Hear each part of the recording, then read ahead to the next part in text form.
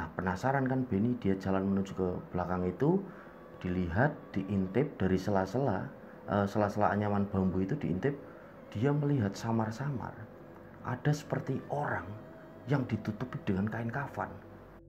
Nah, setelah membaca mantra, tidak lama kemudian Benny ini melihat ada babi hutan dengan ukuran yang besar, dengan taring yang menjulang.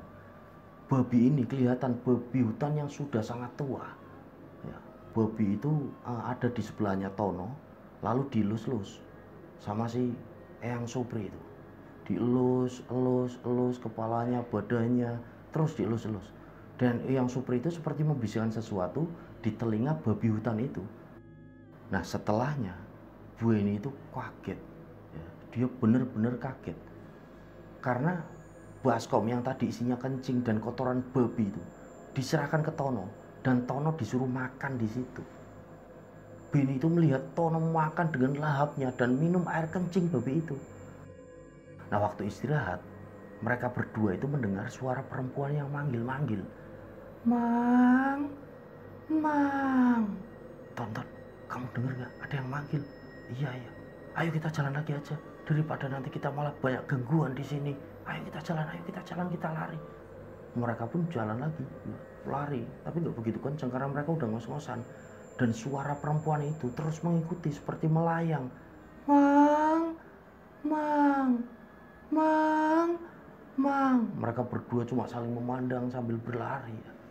Suara perempuan itu terus mengikuti.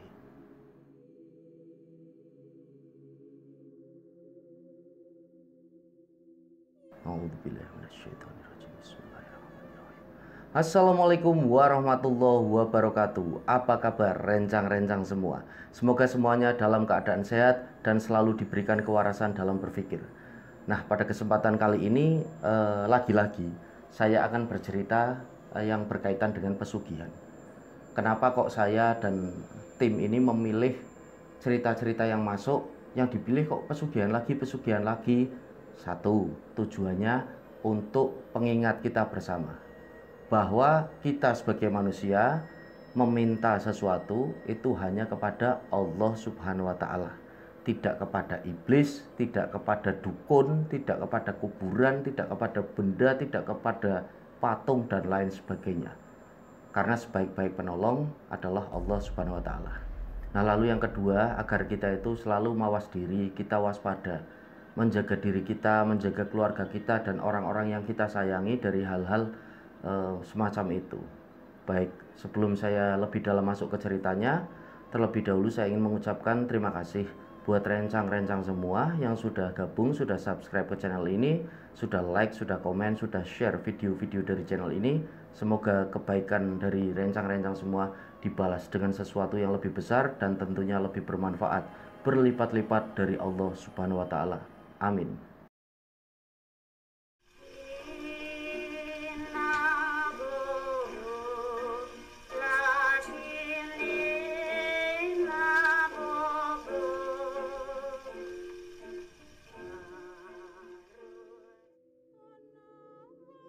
Ternyata cukup banyak ya dari rencang-rencang ini yang sudah subscribe ke channel saya ini usianya di atas 50 tahunan. Nah, salah satunya adalah Pak Benny ini yang mengirimkan cerita di channel ini. Usia beliau 59 tahun dan beliau tinggal di Jawa Barat. Beliau mengirimkan cerita kali ini pada kami, bercerita tentang apa yang beliau alami dengan temannya pada waktu itu sekitaran tahun 95. Seperti cerita-cerita sebelumnya yang banyak juga yang ngirim cerita, ternyata yang nonton channel saya ini usianya itu rata-rata di atas 50 tahunan. Jadi salam hormat saya dan tim untuk bapak dan ibu-ibu sekalian. Semoga panjenengan semua selalu dalam lindungan Allah Subhanahu wa Ta'ala. Nah, Pak Benny ini berkirim cerita dan beliau ini menginginkan semua karakter dalam cerita ini disamarkan, kecuali mungkin nama Pak Benny itu sendiri. Jadi untuk mempermudah cerita tanpa mengurangi rasa hormat, nama Pak Benny ini saya akan sebut dengan Benny. Nah, kejadian ini terjadi pada sekitaran tahun 95 pada waktu itu. Sebelum di tahun 95 5 sebelum kejadian itu, Pak Beni itu asli dari Jawa Tengah. Beliau asli dari sana dan pada sekitaran duduk di bangku SMA, beliau itu pindah ke daerah Jawa Barat, tepatnya di Sumedang, karena mengikuti ayahnya yang bekerja di sana pada waktu itu. Jadi semenjak itulah kemudian Beni ini mengenal orang-orang yang ada di sekitar situ. Dan ada satu temannya ini bernama Tono. Tono usianya 7 tahun lebih tua dari Beni. Tapi karena memang seringkali bareng kemana-mana, selalu bareng, akhirnya mereka akrab. Dan tidak terasa waktu itu Beni masih duduk di bangku SMA dan Tono ini sudah menikah lebih dulu. Dan setelah lulus SMA, si Beni ini diajak ayahnya menuju ke Sulawesi untuk mengikuti proyek dari ayahnya. Jadi kebetulan ayahnya Beni ini profesinya itu sebagai seorang kontraktor bangunan. Nah disitulah mulai Beni ini ndak lagi dengar info tentang teman-temannya yang ada di Sumedang pada waktu itu. Jadi Beni sibuk ya dengan proyek-proyek dari ayahnya, sampai kemudian sekitar 10 tahun kemudian Beni ini menikah dengan orang Makassar. Jadi setelah menikah, Beni ini tinggal di sana dan Beni ini semakin tidak tahu tentang info dari teman-temannya yang ada di Sumedang. Nah setelah menikah itu, Beni ini pun ikut bersama ayahnya untuk membesarkan bisnis ayahnya tersebut. Dan Beni ini diberi tanggung jawab dan kepercayaan oleh ayahnya untuk membuka satu perusahaan lagi. Tapi tetap dengan jalan yang sama, yaitu bisnis kontraktor itu. Lalu Beni menjalankan sendiri bisnisnya. Nah sekedar info bahwa Beni ini dari kecil dia itu dididik ayahnya secara religius, ngaji ya, dan tidak pernah itu meninggalkan melupakan sholat 5 waktu. Jadi sampai hari itu pun Beni tetap orangnya religius dan selalu belajar lebih dalam tentang agama Islam. Dan setelah menikah ternyata bisnis yang dijalani Beni ini agak menurun, sampai pada akhirnya 5 tahun berjalan bisnisnya ini mengalami kebangkrutan. Nah pada saat itu juga ayahnya berpesan ke Beni, ya sudah kamu istirahat dulu aja, mungkin kamu butuh penyesuaian lagi di bisnis ini, kamu bisa cari bisnis-bisnis lain sambil mengumpulkan modal lagi. Nah ya terserah kamu mau tinggal di sana Makassar apa balik ke Sumedang. Nah kebetulan di Sumedang ini masih ada rumah, yaitu rumah ayahnya yang tidak ditempati siapapun. Nah Beni ini kepikiran apa baiknya pulang ke Sumedang aja ya, karena di sana kan lokasinya masih asri, masih adem, bisa untuk mencari inspirasi. Apalagi dia sudah rindu sekali, kangen dengan suasana yang ada di Sumedang. Dia juga kangen dengan teman-temannya. Akhirnya dia kontak ayahnya dan istrinya juga ikut ke Sumedang ya. Nah saat itulah Beni ini kembali ke Sumedang dan dia mulai lagi mencari teman-temannya. Yang pertama dicari itu adalah si Tono ini. Nah Tono pada waktu itu ternyata sudah punya 4 orang anak dan udah cukup besar, udah dibilang cukup besar lah malah. Nah di situ Tono ini ternyata kerja di salah satu pabrik yang ada di dekat rumahnya. Dan pada sore harinya ternyata Tono ini juga narik becak. Nah pengakuan dari Tono ke Beni itu seringkali Tono ini mengalami kesulitan ekonomi.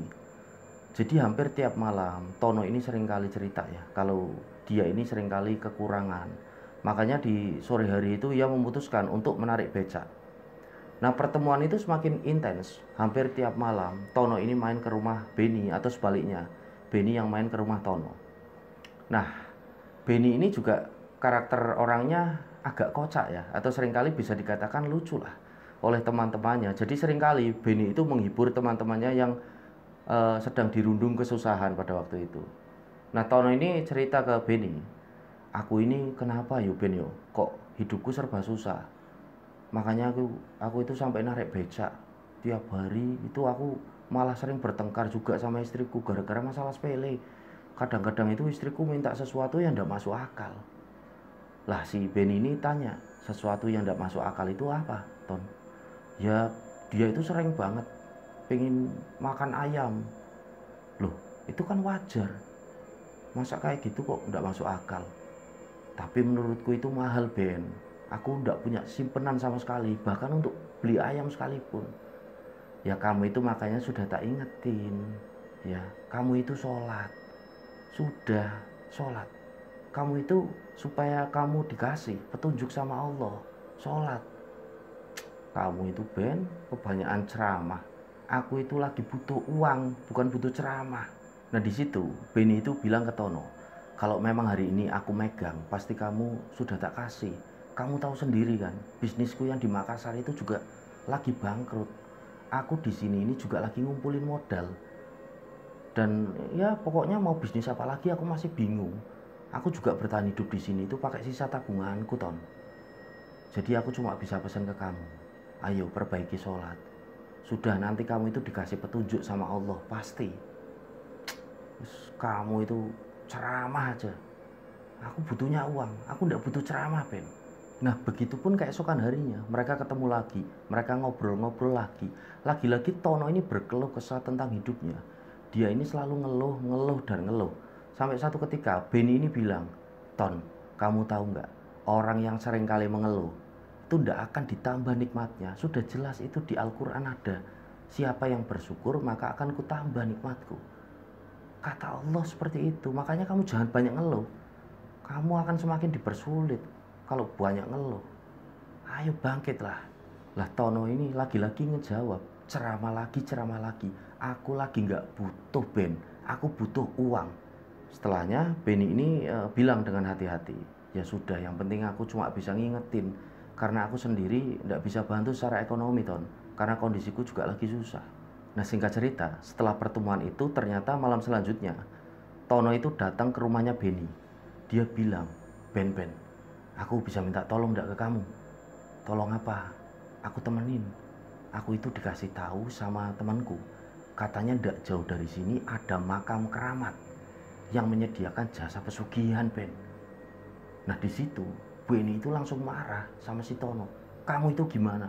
Tak suruh sholat nggak mau, malah melakukan tindakan-tindakan musyrik. Itu musyrik. Kamu nggak boleh melakukan itu. Tono ini marah ke Benny. Ben, kamu itu nggak usah banyak ceramah. Aku ini lagi kesusahan. Aku butuh solusi. Ya makanya solusinya itu mendekat pada Allah. Kamu belajar sholat, kamu mulailah, kamu ngaji. Kamu belajar agama. Insya Allah nanti Allah kasih petunjuk. Udahlah, gini aja. Kamu mau nggak nemenin aku? Aku ini butuh temen, Ben. Aku nggak ada lagi orang yang tak ajak.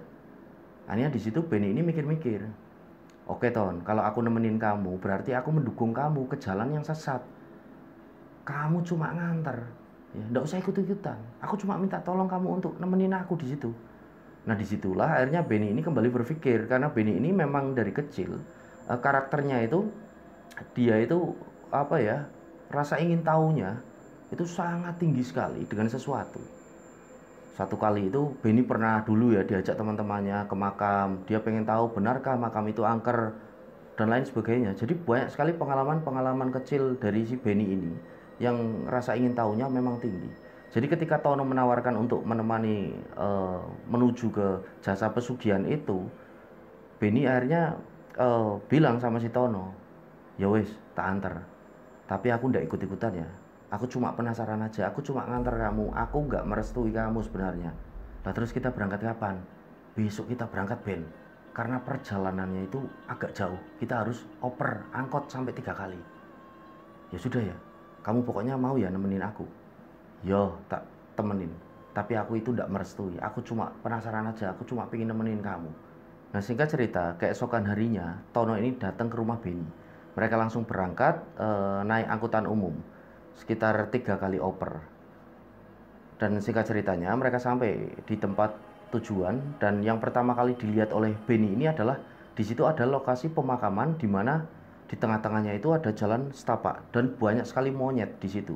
Jadi yang Benny ingat, monyet di situ ukurannya besar-besar semua dan sangat terlihat kalau monyet-monyet ini loyo, dari matanya itu terlihat sayu, tidak selincah seperti monyet pada umumnya di tempat-tempat lain.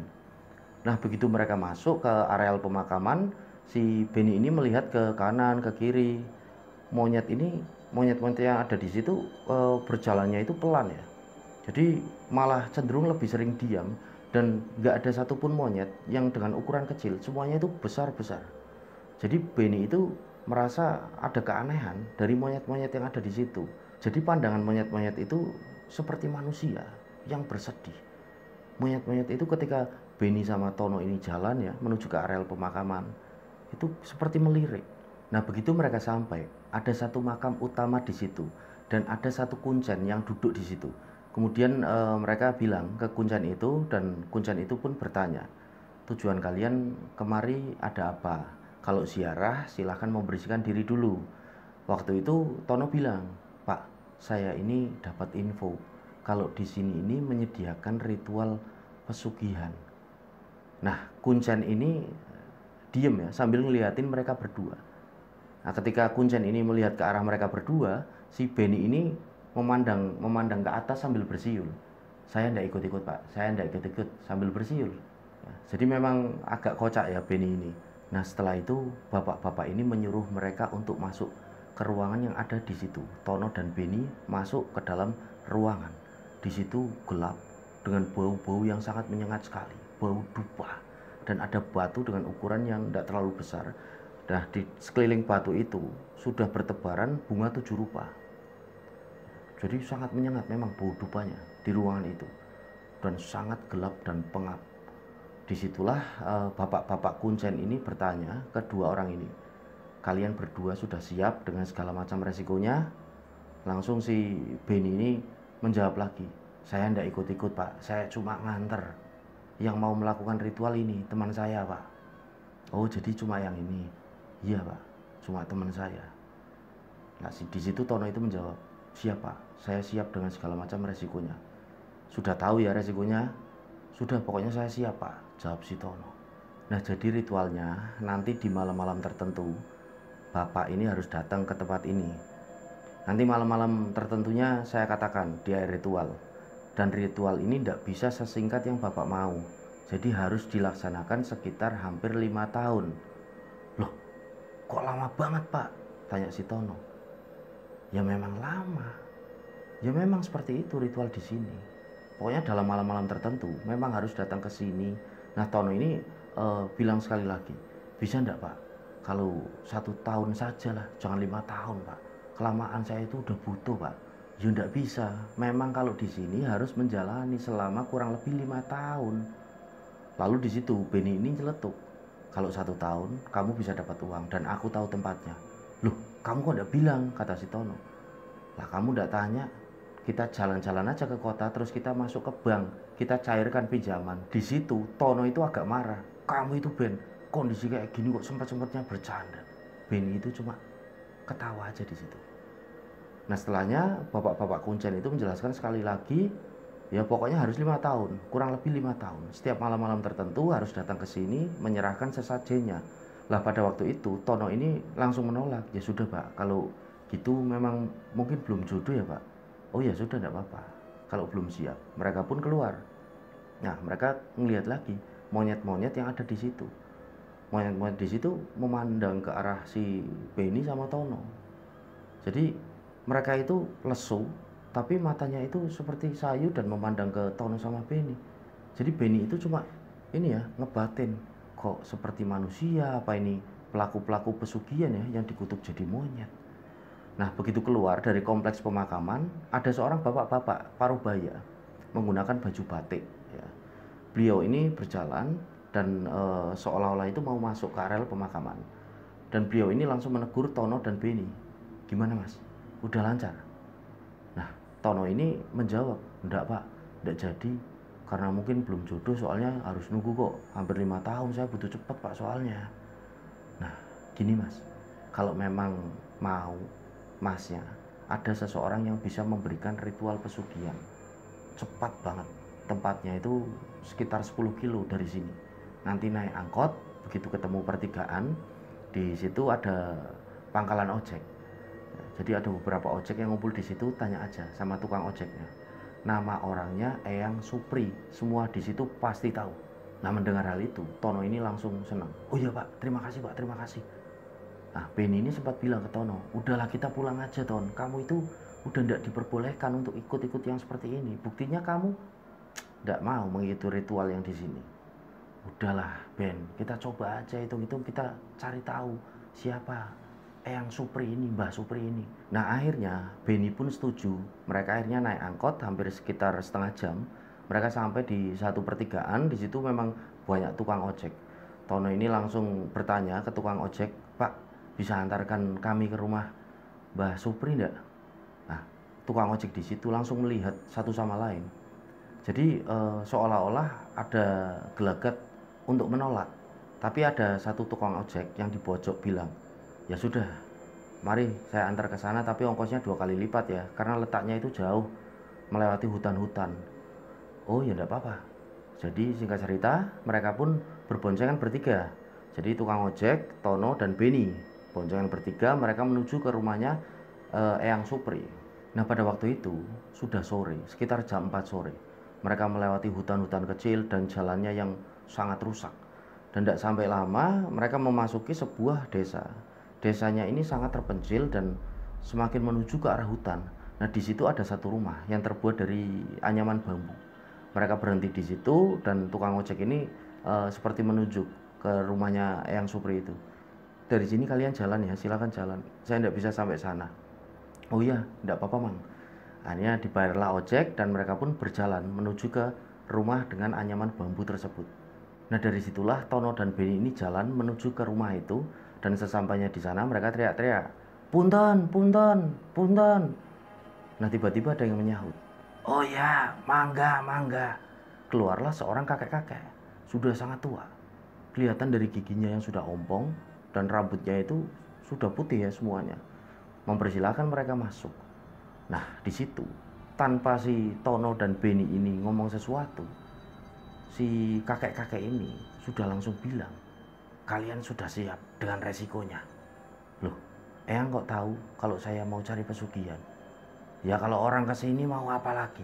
Nggak ada lagi selain mau cari pesugihan. Saya tanya, sudah siap kalian berdua? Nah di situ si Benny ini bilang, saya cuma nganter Eyang. Saya cuma nganter Eyang. Saya nggak ikut-ikut. Oh berarti cuma yang ini ya? Iya, cuma teman saya ini yang mau melakukan ritual itu. Oh ya sudah, tunggu di sini. Kamu yang nggak ikut, kamu tunggu di sini, kata Eyang Supri. Jadi Benny itu disuruh nunggu di ruang tamu. Dan waktu itu kondisinya sudah memasuki malam. Di situ penerangannya cuma memakai cemplik ya, atau lampu tempel itu. Nah, jam setengah 7 malam kira-kira, karena sudah mulai gelap, Benny ini menunggu di ruang tamu sambil melihat-lihat ya. Di situ ada gambar lukisan dan tembok-temboknya ini atau dinding-dinding rumahnya ini terbuat memang dari anyaman-anyaman bambu. Nah, saking lamanya menunggu, Benny ini cuma ngerokok. Terus sampai tidak lama setelah itu rokok yang dipunyai si Benny ini sampai habis. Dan si Benny ini bertanya-tanya, kok belum selesai-selesai ya? Udah jam berapa, dilihat lagi jam tangannya, udah jam 10 malam kok belum juga selesai. Sampai akhirnya Benny ini saking lamanya menunggu ya, sampai sempat ketiduran di situ. Dan tidak lama kemudian Benny ini kebangun, dilihat lagi jam tangannya udah jam 12, sudah tengah malam kok nggak selesai-selesai. Di situ dia mulai kelaparan, tidak ada makanan ya, rokoknya juga udah habis, tidak ada minuman. Coba dia itu menoleh ke kanan kiri. Nah di situ ada lemari yang seukuran kepala orang dewasa. Nah di atasnya itu terlihat ada piring dan di sampingnya ada kopi. Nah begitu didekati Benny, ternyata isi piring itu adalah kue-kue dan ada kopi di situ, ada rokok juga. Nah, Benny ini langsung tanpa pikir panjang dimakan ya, sambil diminum itu kopinya. Terus rokoknya itu ada satu batang, dia dia bakar. Alhamdulillah dari tadi tidak ada makanan ya. Dia makan lahap, minum kopi, setelahnya merokok, nikmat banget. Di situ memang rokoknya cuma satu batang. Setelahnya Benny ini bingung lagi, aduh rokoknya udah habis, Tono kok belum selesai juga. Tidak lama setelah itu Benny ini keluar dari rumah. Nah di depan itu di teras terlihat nampak gelap sekali karena cuma adanya hutan-hutan ya. Nah di belakang rumah itu ada pohon-pohon bambu. Nah, si Benny ini berjalan menuju ke belakang, suasana itu sangat gelap. Karena Benny ini pengen tahu di mana posisi si Tono pada waktu itu. Kok dari tadi belum keluar ya, Tono itu di mana? Sementara Benny ini sudah mulai ngantuk banget. Lah Benny jalan ke belakang. Nah karena di situ ada pohon bambu, mulailah si Benny ini kencing. Dan tidak lama setelah kencing, Benny ini menuju ke rumah bagian belakang. Di situ ada cahaya yang menyala dari lampu tempel. Nah, penasaran kan Benny, dia jalan menuju ke belakang itu, dilihat, diintip dari sela-sela anyaman bambu itu diintip, dia melihat samar-samar ada seperti orang yang ditutupi dengan kain kafan. Dan di situ ada Eyang Supri yang lagi duduk di samping orang yang ditutup kain kafan itu. Nah, karena si Benny ini semakin penasaran, dia coba bergeser ke arah yang sebelah pinggir, nyari celah-celah lagi, celah-celah dari anyaman bambu itu. Nah, begitu dia bisa ngintip dengan jelas, di situ dia melihat ternyata Tono yang ditutup dengan kain kafan. Di situ ditidurkan, dan Tono ini seperti tidak bergerak sama sekali. Dan tidak lama setelah itu, Eyang Supri melihat ke arah Tono sambil merokok. Tono ditutupi kain kafan, dan setelah itu Eyang Supri ini mematikan rokoknya. Mulailah Eyang Supri ini membacakan seperti mantra-mantra. Nah, setelah membaca mantra, tidak lama kemudian Benny ini melihat ada babi hutan dengan ukuran yang besar, dengan taring yang menjulang. Babi ini kelihatan babi hutan yang sudah sangat tua. Ya, babi itu ada di sebelahnya Tono, lalu dielus-elus sama si Eyang Supri itu. Dielus kepalanya, badannya, terus dielus-elus. Dan Eyang Supri itu seperti membisikkan sesuatu di telinga babi hutan itu. Nah, di situ Benny melihat babi hutan itu seperti mengiyakan apa yang dibisikkan oleh Eyang Supri pada waktu itu. Nah, setelahnya Eyang Supri mengambil 2 baskom, lalu diletakkan persis di bawah pantat dari babi hutan itu, dan 1 baskom lainnya ditaruh di bawah perut dari babi hutan itu. Dan tidak lama kemudian Benny ini melihat babi hutan yang ada di situ kencing. Nah, kencing ini sudah diwadahi ya dengan baskom tadi. Dan setelahnya babi hutan itu, mohon maaf, mengeluarkan kotoran. Dan kotoran ini jatuh di bawah baskom yang sudah tadi untuk wadah itu. Nah, di situ Benny kaget. Itu mau buat ngapain? Dan tidak lama setelah itu si Eyang Supri itu membacakan mantra lagi. Setelahnya babi hutan itu seperti geleng-geleng kepala, lalu dia itu pergi dari situ, menghilang entah kemana. Dan tidak lama setelah itu si Tono itu dibangunkan oleh Eyang Supri. Setelah si Tono bangun, dia mengucek-ucek matanya, dan setelah itu Eyang Supri itu seperti ngomong sesuatu ya samar-samar sama si Tono. Si Benny ini nggak begitu jelas mendengarnya. Nah, setelahnya Benny itu kaget ya, dia benar-benar kaget karena baskom yang tadi isinya kencing dan kotoran babi itu diserahkan ke Tono, dan Tono disuruh makan di situ. Benny itu melihat Tono makan dengan lahapnya dan minum air kencing babi itu. Nah, seketika itu juga Benny muntah-muntah. Saking dia ini mualnya, Benny ini sampai lari ya menuju ke teras depan rumah itu. Dia muntah-muntah di situ. Saking mualnya, melihat pemandangan yang sangat menjijikan itu. Dan tidak lama kemudian, setelah Benny itu muntah-muntah, Tono ini keluar ya dengan Eyang Supri. Di situ Eyang Supri langsung bilang, "Ya sudah, sekarang kalian pulang. Sekarang kalian pulang dan ingat pesan saya yang tadi saya bilang ya." Dan setelahnya Tono ini mengucapkan terima kasih dengan Eyang Supri. Nah, Benny itu melihat ya di situ cuma ada gelap, pohon-pohon. Akhirnya Benny ini bilang sama si Tono, "Ton, gimana kalau kita nginep semalam di sini? Ini kita tidak bawa penerangan apa-apa. Kita tidak bisa pulang, kita nggak bisa melihat apa-apa. Adanya cuma hutan-hutan kayak gini." Akhirnya Tono dan Benny ini izin ke Eyang Supri, "Yang, boleh nggak kami nginep di sini semalam?" Nah, di situ karena gelagat dari Eyang Supri itu memang kurang bersahabat dari awal mereka datang, Eyang Supri ini menjawab, "Nggak bisa, kalian harus pulang. Malam ini juga kalian pulang, nggak bisa nginep." Lalu membanting pintu rumahnya. Brak! Nah, sekali lagi Benny berusaha mengetuk lagi pintu rumahnya Eyang Supri. Yang, keluar lagi Eyang Supri. "Ada apa lagi? Tolong, semalam aja Yang. Kami tidak ada penerangan sama sekali. Kami tidak bisa lihat apapun. Udah, kalian itu pulang. Kalian harus pulang. Tidak bisa kalian nginep di sini. Tolonglah Eyang. Tidak bisa. Kalian harus pulang. Dan ingat pesanku. Kalau nanti ada gangguan-gangguan kecil di jalan, tidak usah takut. Itu bagian dari ritual ini. Lagian kalian kok laki-laki, masa takut? Pulang kalian." Ditutup lagi pintu rumahnya. Brak!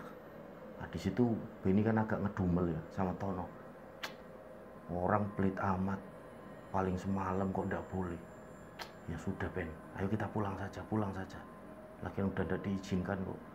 Ya kita mau pulang pakai apa? Kita nggak bisa lihat apa-apa, di depan cuma gelap, Ton. Ya sudah, kita coba cari serabut kelapa atau apalah, kita nyalakan untuk penerangan. Nah, mereka mencari-cari di situ kan, serabut kelapa atau apapun yang bisa mereka bakar untuk mereka penerangan mereka. Mereka mencari tapi nggak ada sama sekali. Dan ketika si Benny ini melihat lagi ke arah rumahnya Eyang Supri, ada lampu teplok di depan yang tadi nempel itu. Akhirnya dengan mengendap-endap, Benny itu ke situ, diambillah lampu itu. Tono sempat melarang Benny, Ben, gak usah macam-macam, Ben, masa ngambil lampu tempelnya punya Eyang Supri, lagian dia pelit, semalam aja kita ndak boleh nginep, udah kita bawa aja, ayo cabut, ayo cabut. Mereka pun langsung pergi dari situ. Dan ternyata begitu mereka jalan di tengah hutan, ada gangguan pertama yang sudah dimulai. Jadi mereka ini melihat ada harimau yang besar melintas, dan harimau ini mengaum. Di situ si Benny ini menghentikan langkahnya. Dia bilang ke Tono, Ton, kamu lihat harimau enggak? Iya, iya, aku lihat. Jangan-jangan itu harimau beneran ya, Ton ya? Aku lebih takut kalau itu harimau beneran. Lebih baik aku dilihatin harimau siluman daripada beneran. Udah, jangan ribut. Akhirnya mereka jalan mengendap-endap, dan kemudian harimau itu tiba-tiba menghilang. Mereka jalan lagi, dan tidak lama mereka itu dilihatin sosok pocong tepat di depan mereka. Sambil pocong itu matanya melotot, tapi wajahnya itu benar-benar seperti wajah yang hangus ya, seperti wajah yang udah berantakan. Tapi matanya itu jelas putih semua, melotot ke arah mereka. Nah disitulah Benny ini sama Tono udah tidak kuat. Mereka takut, lari masuk ke arah hutan yang mereka itu tidak tahu mau lari kemana, nggak tahu jalan. Mereka ini benar-benar takut. Lalu sempat istirahat bentar karena ngos-ngosan di situ. Nah waktu istirahat, mereka berdua itu mendengar suara perempuan yang manggil-manggil, Mang, Mang. Tonton, kamu dengar nggak? Ada yang manggil. Iya, iya. Ayo kita jalan lagi aja, daripada nanti kita malah banyak gangguan di sini. Ayo kita jalan, kita lari.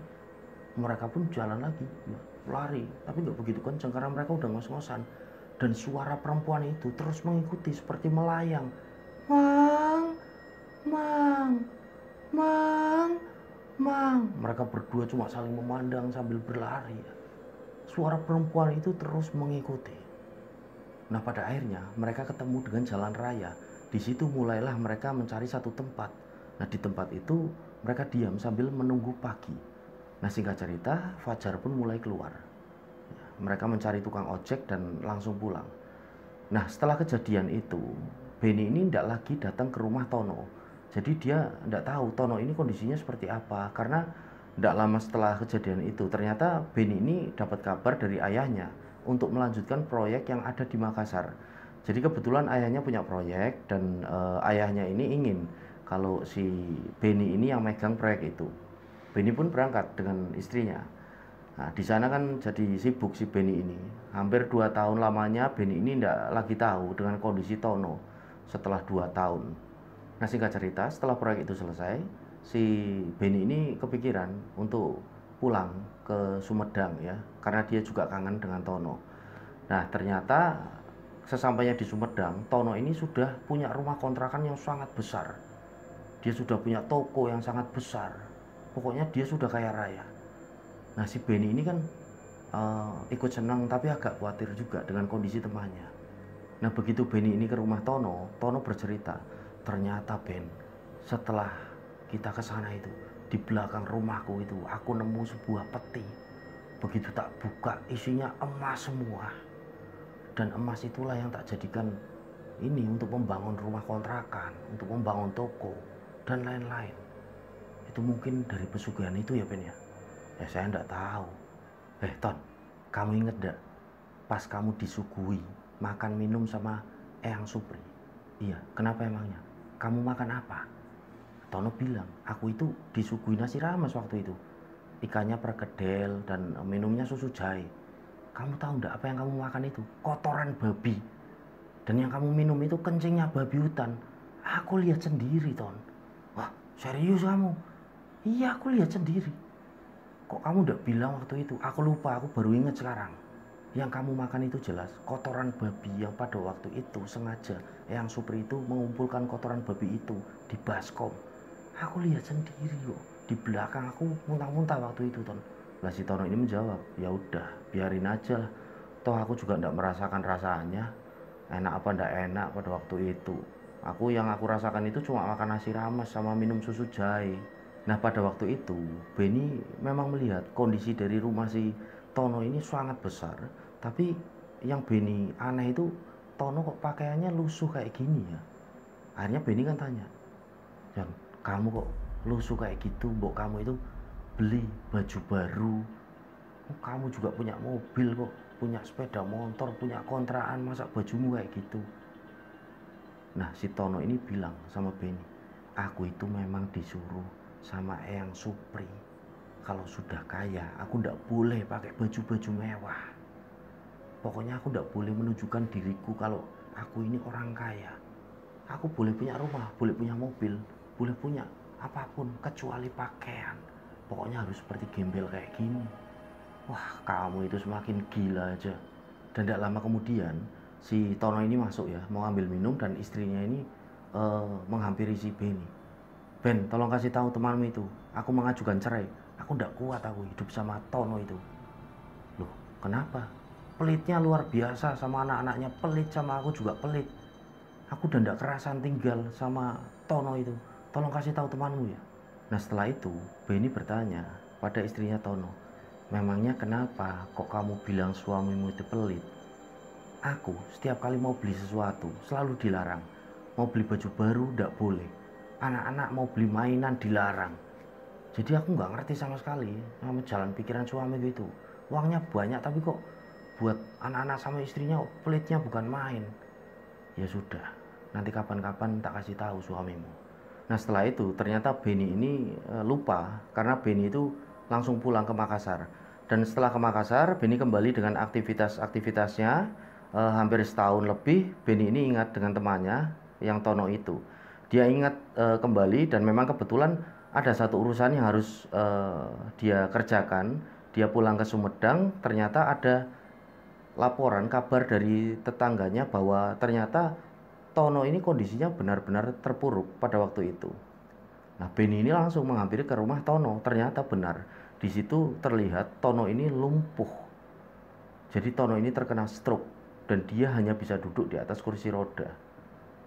Di situ tidak terlihat anak-anaknya, istrinya. Dan ternyata kata tetangga-tetangganya, istrinya Tono ini selingkuh dengan sopirnya sendiri. Nah kejadian itu sudah terjadi sekitar 6 bulan lamanya. Istrinya Tono itu meninggalkan Tono karena selingkuh dengan sopirnya. Dan di situ anak-anaknya sudah ada yang kuliah keluar kota, ada yang SMA, ikut ibunya. Nah melihat kondisi Tono yang luar biasa terpuruk, di situ Benny itu cuma bisa bilang, ini Ton, hasil dari perbuatanmu. Kamu kan sudah ngambil resiko dengan apa yang sudah kamu lakukan. Pesanku cuma satu sebagai sahabatmu, tobatlah, tobat, kamu mulailah sholat, belajarlah ilmu agama. Semua ini ujian, Ton. Seharusnya kalau saat itu kamu nurut dengan omonganku, kamu mulai bertobat dan kamu sholat. Kamu tidak melakukan pesugihan kayak gini, insya Allah dulu itu hidupmu tidak akan sengsara seperti ini. Tapi kalau sudah seperti ini, aku cuma bisa menyarankan kamu tobat, Ton. Tobat, kembali ke jalan Allah. Tinggalkan semua yang seperti ini. Kamu belajar sholat, kamu belajar ngaji, dan mulai tinggalkan semua yang kamu dapatkan ini. Nah di situ kelihatan Benny itu bicara sambil menangis karena sedih melihat sahabatnya seperti itu. Ya Allah, tonton, aku dari dulu udah bilang sama kamu, minta sama Allah. Nah di situ terlihat ya, Tono itu meneteskan air mata sambil dia nggak bisa berucap apa-apa karena sudah stroke, mati separuh. Dia menangis melihat sahabatnya seperti menyesali semua perbuatannya. Ben, iya Ben. Ben itu cuma menangis memeluk sahabatnya. Udah Ton, nanti tak bantu sebisaku. Nanti untuk keuangan dan lain-lain nanti tak bantu ya Ton ya. Nah singkat cerita, Benny kembali menjalani aktivitas di Makassar itu. Dan dia mendengar kabar 3 tahun kemudian kalau Tono itu meninggal dunia. Dan di situ Benny itu tidak sempat untuk pulang ke Sumedang karena pada waktu itu benar-benar ada urusannya tidak bisa ditinggalkan sama si Beni. Yang kemudian Beni ini kembali ke Sumedang. Waktu kembali ke Sumedang itu dia berziarah ke makamnya Tono, dan disitulah kisah itu berakhir. Dan Pak Beni hari ini berusia 59 tahun dan membagikan ceritanya ini kepada kami, harapannya agar teman-teman yang menyaksikan ini bisa menjadikan cerita ini pelajaran bahwa hal semacam itu memang benar-benar terjadi. Hal yang awalnya itu tidak dipercaya oleh Pak Beni, yang awalnya Pak Beni itu tidak percaya dengan pesugihan semacam itu, dan ternyata dia menyaksikan bahwa teman karibnya sendiri itu melakukan ritual pesugihan itu, dan memang ada, dan sampai hari ini pun masih banyak ya yang menjalani ritual-ritual pesugihan macam itu. Dan semoga dengan adanya tayangan ini, rencang-rencang ini dijauhkan ya, dari hal-hal yang seperti ini, dan semoga kisah ini bisa diambil hikmah dan bisa diambil pelajaran oleh rencang-rencang sekalian. Mohon maaf kalau ada salah-salah kata. Terima kasih. Saya Sukma Arga pamit undur diri. Wassalamualaikum warahmatullahi wabarakatuh.